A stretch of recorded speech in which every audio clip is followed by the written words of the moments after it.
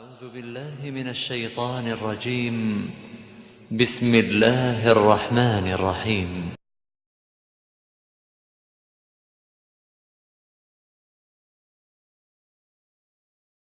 سيقول السفهاء من الناس ما ولاهم عن قبلتهم التي كانوا عليها قل لله المشرق والمغرب يهدي من يشاء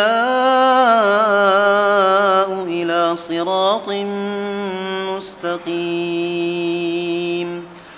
وكذلك جعلناكم أمة وسطا لتكونوا شهداء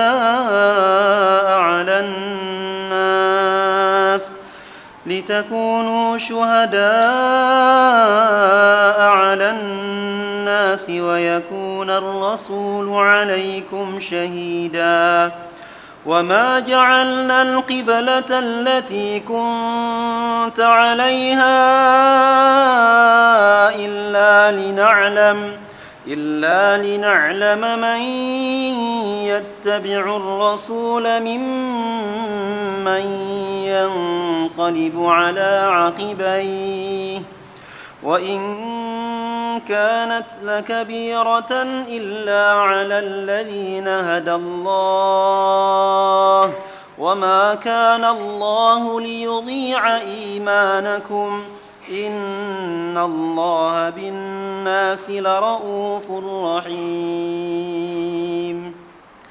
قد نرى تقلب وجهك في السماء فلنولينك قبلة ترضاها فول وجهك شطر المسجد الحرام وحيث ما كنتم فولوا وجوهكم شطره وإن الذين أوتوا الكتاب ليعلمون أنه الحق من ربهم وما الله بغافل عما يعملون.